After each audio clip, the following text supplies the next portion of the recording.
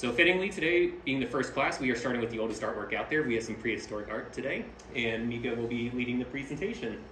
Mika is a local artist. She was also my former boss at Pizzeria Caldera. And really happy to have you here today, Mika. And he gave me a really small section to start with, 75,000 years. Yeah, so like he said, I've been in the Valley about 25 years. I'm a visual artist, and I've shown a lot around, do a lot of art fairs. I owned Pizzeria Caldera for 10 years. I personally really am crazy about cave paintings and rock art. I lived for a year in Australia in my early 20s, and I had a mentor where I volunteered with the Aboriginal art community and learned a lot, and was able to go to a lot of cave painting destinations, and I felt like I learned a little more than your average tourist there. I have seen as much of the Native American rock art just by driving around on spring breaks with my kids and exploring as much as we can on every trip. I'm sure a lot of you have seen some of that as well. It's all a lot newer, but it's still pretty great. I had a wonderful time doing the research for this. I spent a lot longer than I expected to, just because it was so fascinating. I hope to share some of that with you today.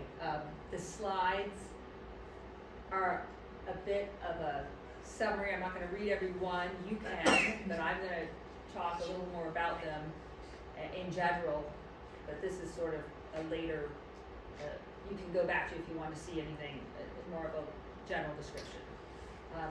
And then I will say, if any of you have heard of or not seen Kunk on Earth, it is a Netflix show, and she is a historian, and it's a comedy, and they do art history, and it's like 5 sessions, and they do, they'll do the Renaissance and modern art and prehistoric, and the first episode is the least interesting, so just start with episode 2, but it's a pretty good giggle, and I think as an art historian or somebody who's working in a museum, What's the name of it?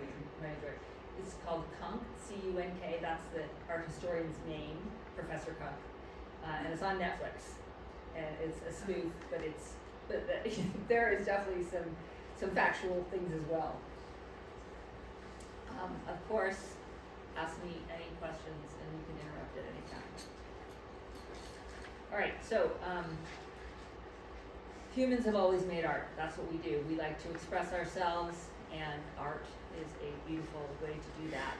And prehistoric art is the origin of this artistic expression. It can be defined as an era when people did not have a written language, and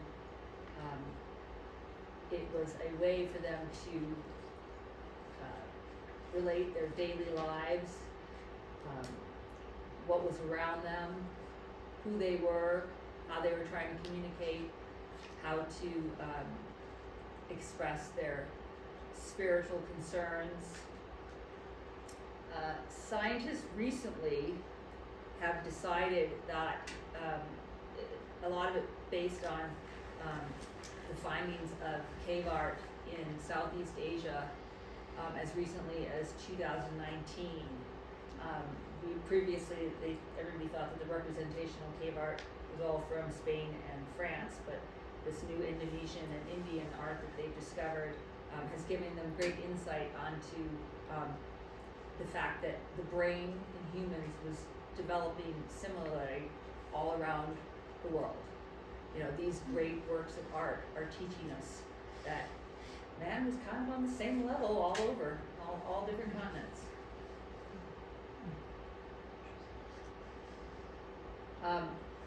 The earliest symbols are abstract, non-objective, and that most of that was through the Ice Age, so from 10,000 to 40,000 years ago.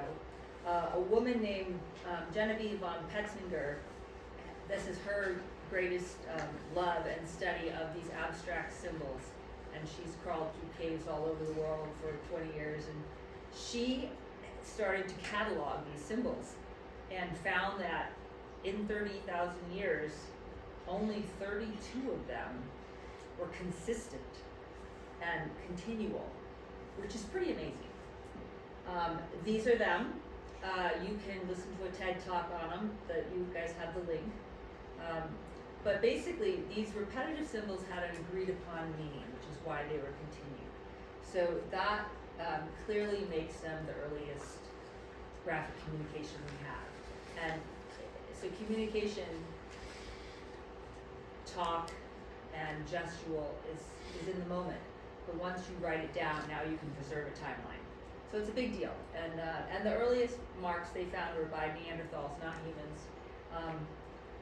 And it's not that they were great paintings, as if the Neanderthals really could and were starting to develop a written language. And then the work went from, well, it was all non-figurative then, whereas the hand was the most literal of it with these other symbols, the most recognizable. The cool thing about the hand is there's so many suggested and interpreted meanings. It can mean, I'm the artist, this is my signature. It can mean, this is my tribe, we were here. I was taught in Australia that it also means this work needs to be touched up and repainted over the centuries. I was taught that it meant don't touch this up. And there's like some sort of, almost like a no parking space, like a cross out, there's like a cross out, and that means this is a temporary message, and it's not to be continued through the ages. We don't really know, but it's pretty interesting how the hand just is constantly shown, even as work became more figurative. So, I don't want to really bore you with dates, but there is a timeline. It's kind of broken into the Paleolithic, which is the oldest, the Stone Age, Ice Age, the Mesolithic, which is middle, and then the Neolithic, when man became less nomadic and started creating small civilizations, living in one place and more agrarian, because the art didn't have to be portable or transient anymore. There's a big shift there. But basically, the oldest art is from South Africa, which is carved, although they say there's equivalent age art in Australia. But what I found when I was researching is this, give or take 10,000 years, a lot of these dates overlapped and changed a little. But then there's definitely Neanderthal art that was non-figurative and symbolic, and was the earliest form of language, like we talked about. And then the oldest figurative was found actually in Sulawesi in Indonesia. It predated the Spanish and the French caves. I always list the European and the Indonesian first, even if the Australian Aboriginal was developing at the same time, more because that art sort of ended and the Australian art continued with the indigenous people forever to today. There was, Europe, in Egypt and Western Asia, lots of work found. Stonehenge and Newgrange were Neolithic examples, and then I have some examples from other places that we'll talk about. Just to be clear, pictographs are painted and petroglyphs are carved. There's lots of different ways you can just make that work for you. I just remember that Petra is rock, so I think like rock on rock. They had 5 main colors: yellow, red, brown, black, and white, all made from natural pigments. The white is less common, but it also does have if they had that calcium or powdered gypsum.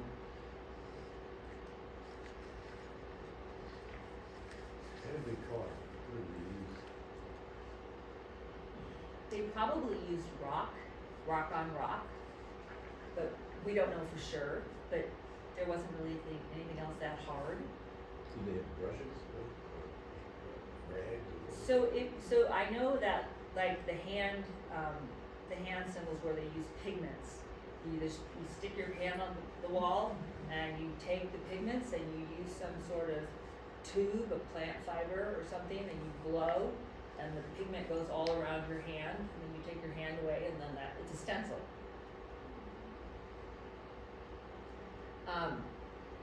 So the most famous of the figurative art is in France and Spain, and it's mind-boggling how gorgeous and gestural it is, and it's so many animals.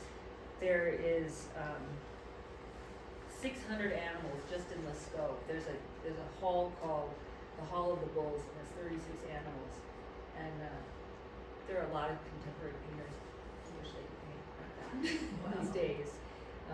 You know, here at the National Wildlife Museum, to have paintings of the primary animals that we see.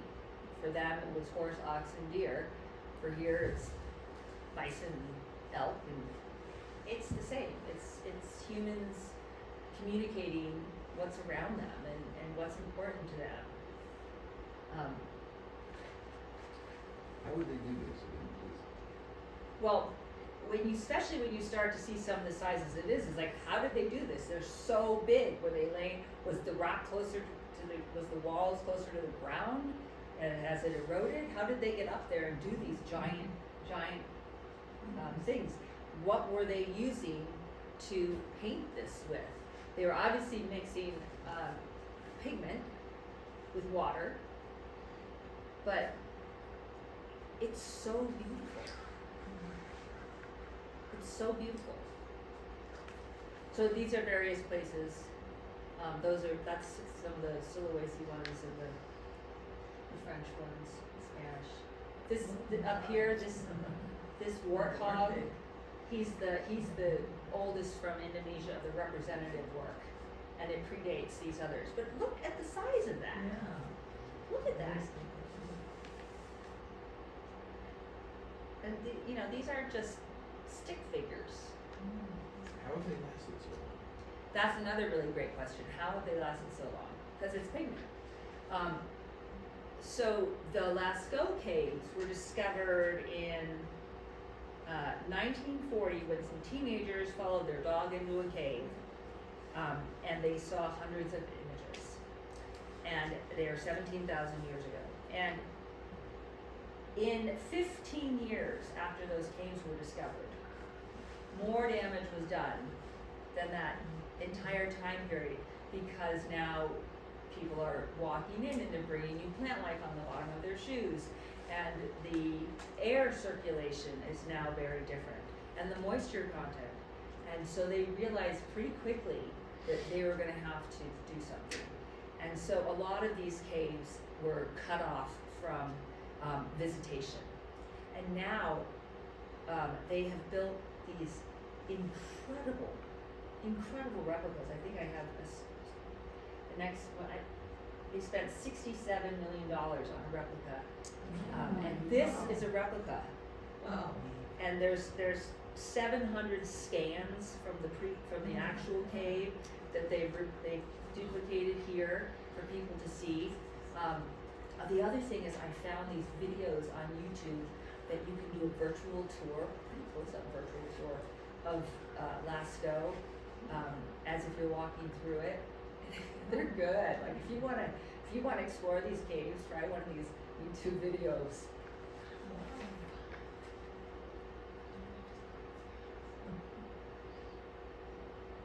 So here they said $62.5 million is this cavern du Pont d'Arc. This place was discovered in 1994 when some cavers followed an air current into an aperture in a limestone cliff, tunneled through using hammers and awls to chip away at a passage that was blocked, an entrance that was blocked for 29,000 years by a rock slide. But they can't be opened if they're going to be preserved. I have a question. I kind of want to go back to Charlie's question and how they painted that. Would they put pigment on their fingertips? Because I would assume that would leave behind fingerprints on the walls. Did they put something in the plant tube and blow it onto the wall? Did they do like all of that? Is there any kind of consensus or pattern? It's all speculation. It's all speculation. I don't think that putting pigment on your finger, are you just talking about leaving messy prints as opposed Well, I mean, to? and it's, I don't know. Yeah. I mean, any of them. I think, I'm sure they use their fingers, they use sticks.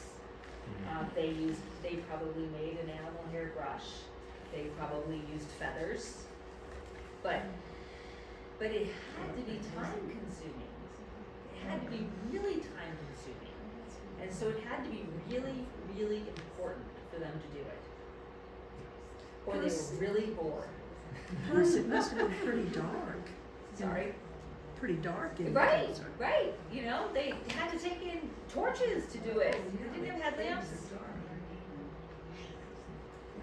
And maybe there were shafts of light that are now covered up. Like, we don't know that. The gradients are so interesting too. I mean, those horses. Yeah, Light they're to beautiful. They're beautiful. They're not just.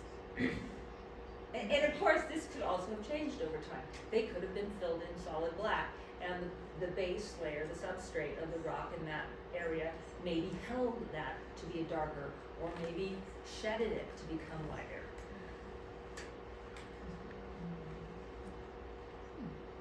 So this notion of it happening across the world and us learning about different cultures at different times.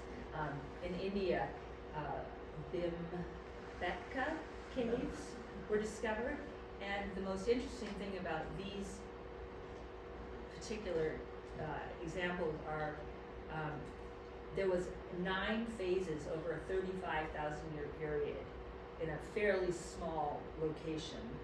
I mean, you know, not one cave, but an area where we can really trace the change in the living of these people. They went from nomadic to, you know, and they're hunter-gatherer to warring, you know, to a warring society. It went from animals being only depicting wild animals to now depicting domesticated animals.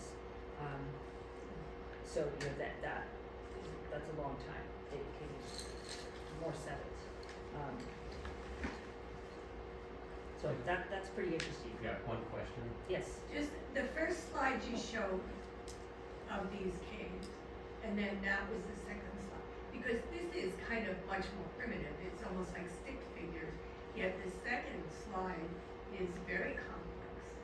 And it's 35,000 years of progression. I mean, maybe some of these are in the middle there, but yes, you're exactly right. You actually see the progression Yes. of their techniques. Yeah, and I don't know the exact dating. I didn't write down the exact dating of all of these, but yeah, it's progression. Yeah, It's change. very interesting. So those I'm sure all of these would be like different of 9 phases. Any other questions?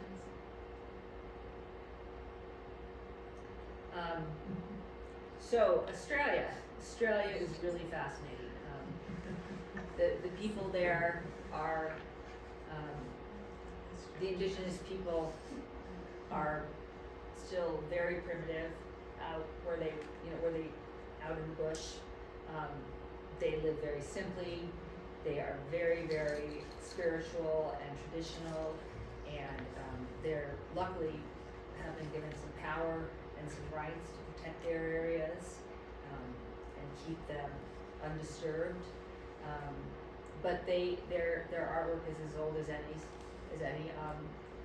They have, and we know a lot about it because it's continual and carried on. So we know a lot more about, or we can be more confident in what we're seeing, because they say that every single generation for thousands and thousands of years has just passed down this information. Most of the art is in northern Australia, in Arnhem Land, near Kakadu National Park. They believe that dream time is the period in which life is created, and through the dreaming and their paintings, they tell how the earth was formed and the creation of life. They have gods and spirits called with different names. The Mimi figures are these creation figures. They also represent basic humanity, and they're used over and over. They'll be very tall, skinny figures. The Wandinja gods are these guys here, and they have these great big eyes, and they always have lightning bolts coming out. And so the myth and lore behind them is that they're the gods of they're the clouds and the rain spirits, and they help to create the landscape. Are the artists a unique class of individuals, or is it more universal? Or, I mean, with the Aborigines you're talking about, still going on today, I mean, are there certain people that have this talent? You don't. or- It's not like you have to be a shaman or anybody anything like that. You don't have to be elevated to be an artist. There are a lot of, I would say, a great percentage of the Australian Aborigines are artists. And I don't know in the past if only the head leaders created the arts, but I would imagine just anybody who feels the need to do it, just like today, just like today. If you gotta go express yourself visually, then you do it. But I'm guessing. Yeah, I'm definitely guessing. They also have this unique style in Australia called X-ray style, where they show all the animals, and the figures are drawn with lines, and it shows the organs, and so it's revealing the entire being. I forgot to talk about this one. Like you can see the X-ray style, and this is clearly a earth or a goddess giving birth to humanity figure, divinity symbol. But they've got these. Those are probably Wandinjas with the lightning bolts coming off. So this last slide tells the story of this particular shelter where it says 26 non-Indigenous visitors have ever visited this sacred place. So they take good care of it. They keep painting over and over. The spiritual importance has not lessened for them. I like her quote, "Our story is in the land, it is written in those sacred places." And they pay attention and they protect it.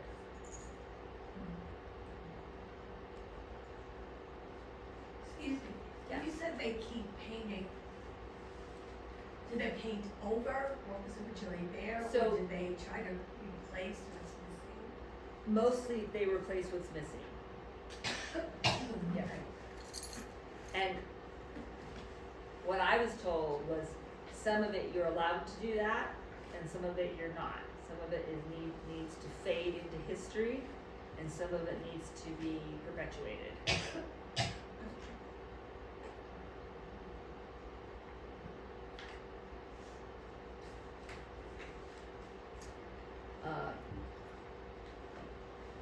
So I was talking earlier about the hands and how they had like a line crossed through it, and I thought this was interesting. The one almost looks like a stop sign with two hands, but I was told so many different stories about how the hand representation can signify something different. It's fascinating. I was like, well, how does anybody know which it is? Like, well, we know. I don't know, but we know. These carvings, the oldest marks we found by humans or Neanderthals are in fact carved on rocks out in the open, not in caves. They are petroglyphs. Circles have often represented watering holes or campsites, therefore life-sustaining, so they're pretty important in artwork. The Australian Aboriginals nowadays do these dot paintings. They're much more modern. and they do a paint or over, and these dot paintings often have these circles with radiating trails and lines from them, and that represents water, because it's very desert, most of it's dry, it's the desert. Another contemporary expression is that they still do is bark paintings, and they'll do these same figures and x-ray kangaroos on peeled off pieces of bark that are really beautiful, but it's the same subject matter. Are these things all over Australia? Australia's gigantic. It's gigantic. Not as much in the south, and I think that's because of colder temperatures and wetter climate. So, a lot of indigenous cultures want to live in a drier climate. I mean, half of the Native Americans in the West moved down to Mexico for a while because the weather was so bad north. But there's a lot of art in the large part of the north area, and in the northwest it's called the Kimberleys, and in the northeast as well, but I don't recall many sites in the south. The Museum of Melbourne has really, really fantastic Aboriginal, more contemporary art, giant paintings that are incredible. That was the nicest museum I saw there. Maybe the cities.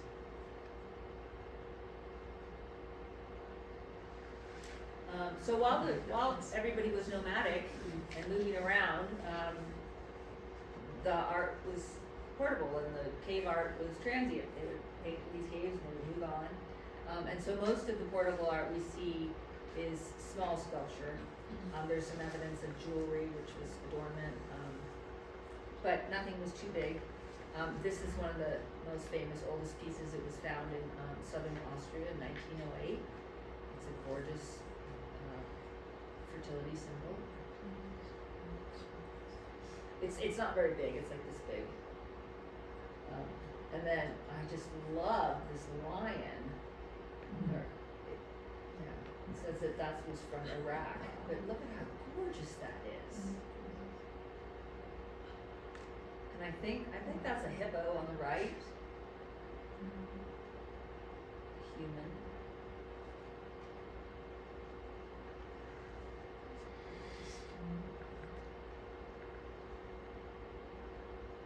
So I didn't know anything about the rock of the Sahara, and they call it the Green Sahara. And this was really fascinating because it tells us all about climate change. So from the earliest painting, there are pictures of giraffes and elephants and crocodiles, and they don't live there now. They can't live there now because it's the Sahara, it's dry. But back then it was green and it was wet and fertile. And so the older art shows those animals. And that was older, so the people were more nomadic, and so the animals were wild. And then the climate started to dry out. There is a legend of the crying cows. This is about 5,000 BC. So this guy has a little tear coming down. I think he does too. So it's as cows, which were domesticated, so earlier or later, 5,000, going from the wild to the more domesticated scenes. But drought.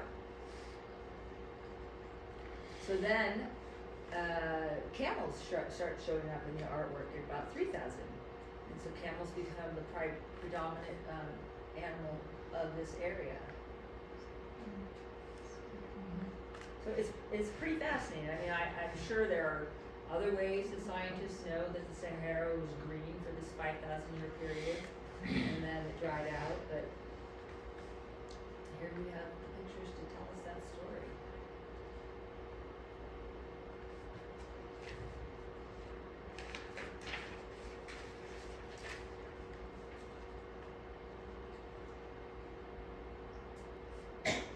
You were waiting for that, weren't you? So this same climate change depiction, it happened also in Patagonia in South America. I also didn't know that Patagonia region, this furthest south, was the latest inhabited by humans, but that makes total sense. So we don't have any evidence they were there until 12,000 years ago. And these cave paintings are from there. Or, I mean, sorry, not the cave, the handprints are of that time period. And then they found some more in Cueva Hunal that they previously had dated to only 3,000 years old, but now they've changed that to over 8,000 years old. And this particular area shows over a 2,000-year period people coming and going and telling the stories. And I mean, we don't know what the stories are telling because it's mostly abstract. But coming and going, and the carbon dating shows us since this time period. And we do know that this area had a really hostile climate change, and most people fled.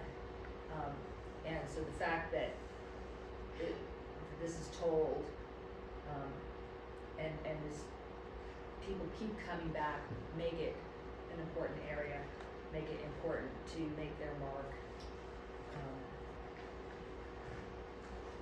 And it shows that the artists returned over and over to preserve these memories and these oral traditions and document it with cave art. So, across the globe again. Much newer, these are dated at 3200 BC. This is in Sweden. And they found over a 1,000-year period of time that they've dated. They have, I think it said 40,000 pieces of rock art in 360 locations, all of it in the forest. And they believe all this art was, or all this rock was earlier on the coast. So, the earth moved and the rocks moved, and it tells us life on the coast. And there's tons of ships in the painting. There's fertility. There's sun figures. And I love the fact that the style is so different. I mean, each one of these places, you can tell different artists, different styles. I mean, yes, you're going to have everybody telling a little more of or having a little more of a similar style in one place, but when you switch continents, it's really different. So you've got some gods fighting on a ship. That big circle on the left is like a sun wheel that's being propelled by two female figures, goddesses, or priestesses. They say this one in the upper right-hand corner is Thor in a chariot. That is where the god of thunder started, was in Scandinavia.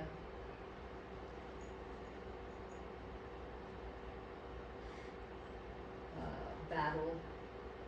It says there that the circle is interpreted as a power of life. I guess it's like a baby when inside the womb of a child. But I think these are pretty different, pretty fascinating. So as people became less transient and they started to settle and stay, they could build structures. And Stonehenge has kind of baffled everybody for a long time, but they assume that it's a temple of power, and they know that it has some alignments with the sun and the moon, and it has to do with the agrarian calendar, which is what they were doing at the time, and starting to farm and stay in one place. They don't know that much about it. Has anybody been Stonehenge? Yeah. Is it how big is it? I mean, you see it, these pictures. Big. I Oh, guess it's massive. It's big. it's massive. It's Yeah, and in the middle you of can't get in and walk around. My husband was there in the 60s. You could literally walk around. Yeah. Now it's all fenced off. You know, Yeah. just stand outside and walk. But it's still, it's huge. It's in the middle of nowhere. I mean, it's very isolated, kind of in the Oh, center yeah, of it's the country. really nice.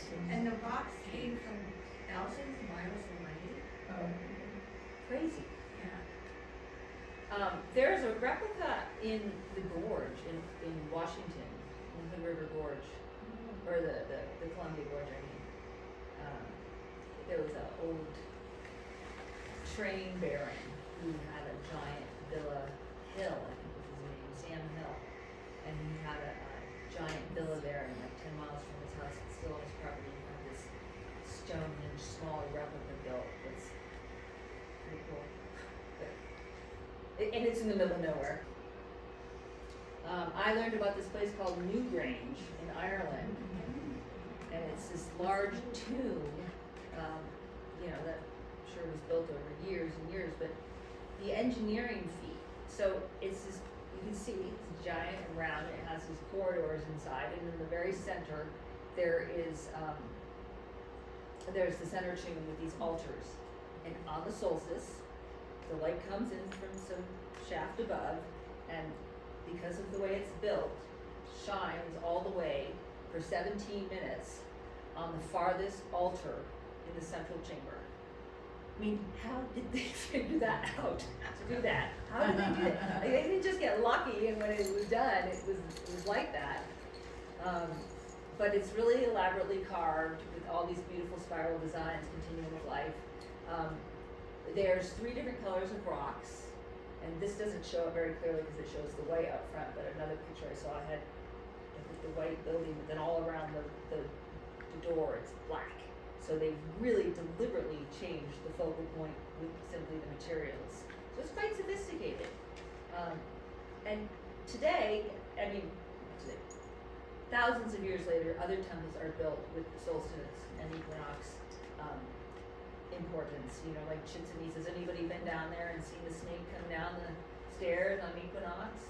That's incredible, but that's 5,000 years later. So I never heard of this. I'm actually not quite sure where in Ireland. Has anybody else heard of this one? I've been there. You've been there? I think, but it was Yeah, I a think I while was there ago. too, just recently. Yeah, similar to.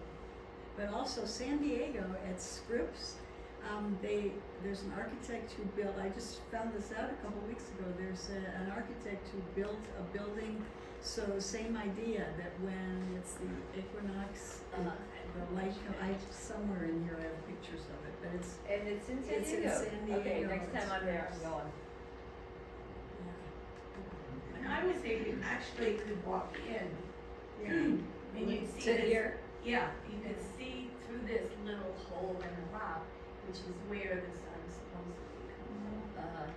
That was about, 20 years ago. It is amazing that you feel lucky when you get to go to these places. Like, I don't know if anybody's been down to Goblin, outside of Moab, Goblin National Park. Oh, yeah. You can go in there and walk around all these hoodoo rock Hoodoos, formations, yeah. and it's so cool. But you just know, in 10 years, this whole thing's gonna be fenced off. They're not going to be in there. The So same stateful. with down at the Four Corners. When we were down there, it was such a long time ago, we actually climbed up through the rocks and everything. Really? Yeah. All right, so to arrive in North America, our oldest art here is 6,000 years ago, and it goes all the way up to the 19th century. Indigenous people where they're still telling stories on caves and rocks. The newest ones, show the wheel and they show wagons, so it's pretty specific a timeline. The oldest art is down in the Cumberland Plateau, which is Kentucky, Tennessee, Alabama, and Georgia. And their climate, I'm surprised it was moist down there for all this time, but it survived. I love this little bird.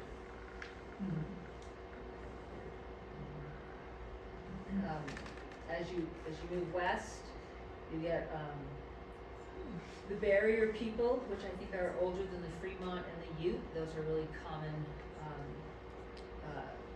groups attributed with the work all over Utah and Colorado and southern Wyoming. These are some beautiful pieces. We just have so much opportunity to see them.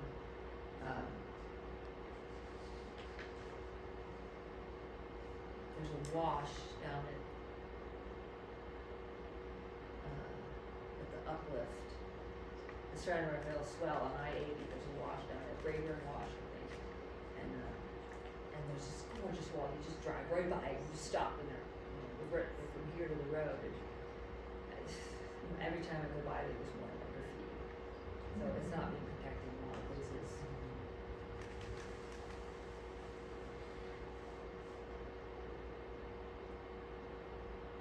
The sheep eaters are some of the oldest, have some of the oldest rock art in Wyoming, and they are descendants of the Shoshone,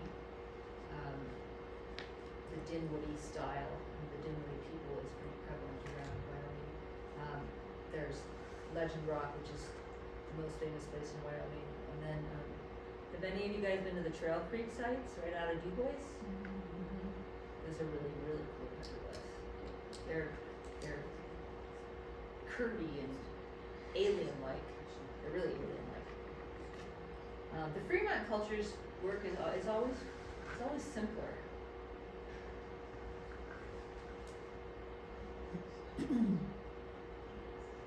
This is more of the Wyoming sites. That's the Dinwiddie on the left from the Trail Creek area. But I just find it really expressive.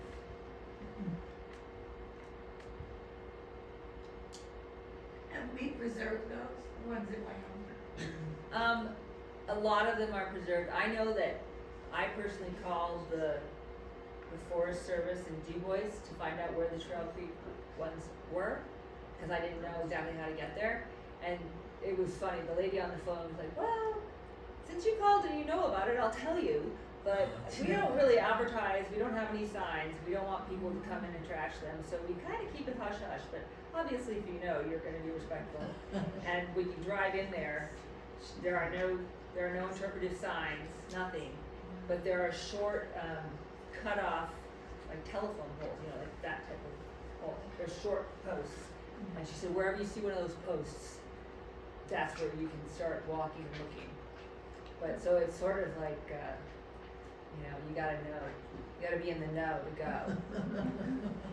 But they're beautiful. They're really, really beautiful. And it's right, that's one of the entrances to the Winds. That's the north entrance. So there's a lot of reasons to go in there.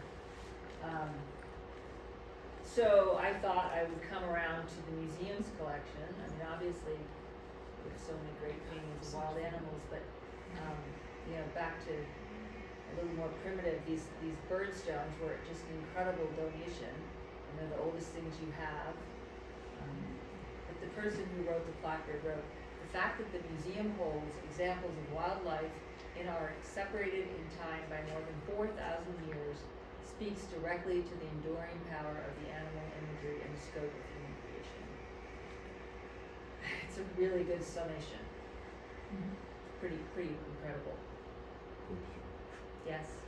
Is there any relation between these and the Inuit art? And the what?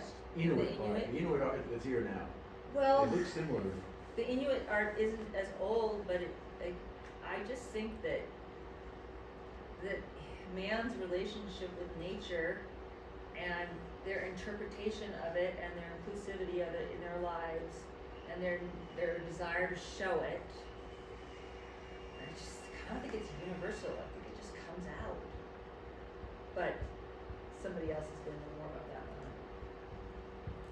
That's my feeling about that. And then to go that from